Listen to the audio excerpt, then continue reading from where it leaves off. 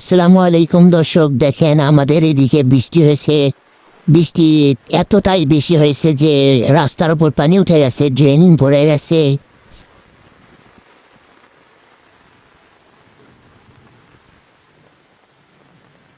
রাস্তার উপর দিয়ে পানি যাচ্ছে।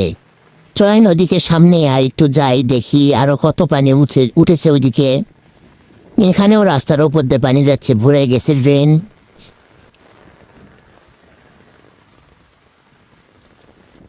এখানেও রাস্তার উপর দিয়ে পানি যাচ্ছে, ড্রেন ভরে গেছে। আমার বাড়ির সামনেও অনেকটাই পানি উঠেছিল, কিন্তু এখানে একটু উঁচা তো, ওই জন্য পানি নেমে গেছে। এখানে এই বাড়ির ভেতর থেকে দেখেন ড্রেন ভরে উপর দিয়ে পানি বের হয়ে আসতেছে।